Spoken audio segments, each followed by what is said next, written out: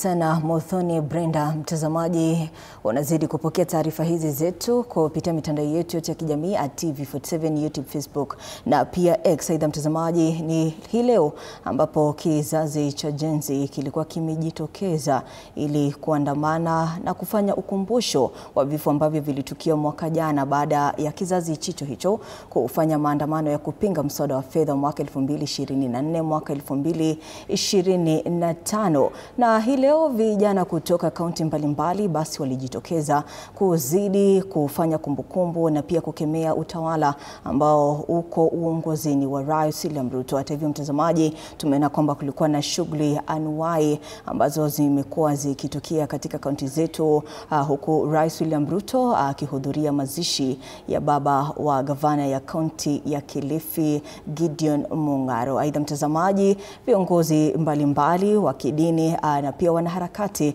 wakijitokeza kukemea Rais William Ruto kutia nta kwenye masikio yake kusikiza kilio cha kizazi cha Gen Z. Basi ni taarifa tu ambazo zimezidi kuchipuka na tutazidi kukutaarifu ambayo yanazidi kutukia katika taifa letu la Kenya. Tuangazie taarifa nyingine. Licha ya polisi kushika doria kali katika maeneo ya kuingia jijini Nairobi, maafisa wa usalama walionekana kuzidiwa nguvu na idadi kubwa ya vijana na waliojitokeza kuadhimisha mwaka mmoja wa maandamano ya Gen Z ya mwaka jana. Kundi la waandamanaji hao lilifanikiwa kufika viungani mwa ikulu ya kitaifa kabla ya kufurushwa, kama anavyotaarifu mwanahabari wetu Gilbert Kipkiroi.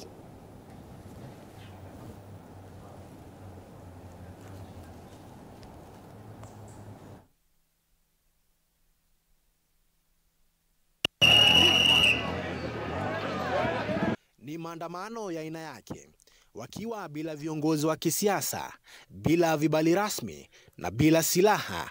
Kizazi hiki maarufu kama Gen Z kimeweza kushinda mbinu za kawaida za kiusalama kwa njia zisizoeleweka kwa urahisi. Tuna kazi, mimi kama mimi sina kazi na ninasoma sana. Nimekunywa maji siku 3 bila keroma, bila chakula, bila keroma. Mapema hii asubuhi, maafisa wa usalama walionekana kupiga doria kali katika maeneo mengi ya kuingia jijini Nairobi.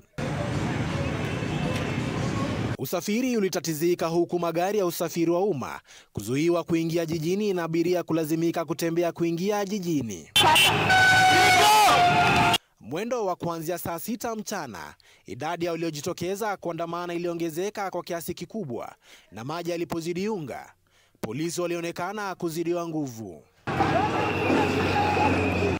Baadhi ya vijana walipita vizuizi hivi kwenye barabara ya Thika, Kiambu na hata viunga vya bunge kwa kutumia njia mbadala, hasa barabara za ndani kuelekea jijini Nairobi. Muda mfupi baadaye na baada ya mchezo wa paka na panya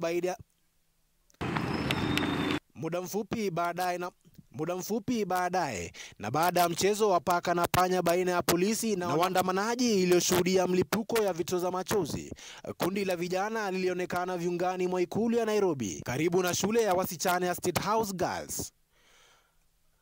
Waandamanaji hawa walionekana kutochoka na azma yao ya kuingia hadi jiji la Nairobi, wakiimba nyimbo na kupeperusha mabango yenye ujumbe wa mageuzi. Waandamanaji hawa wamedhihirisha kuwa maandamano ya Gen Z si msisimuko wa muda, bali mwamko wa kizazi kinachodai nafasi yake katika historia. Gilbert Kipkiroi, TV47, Nairobi.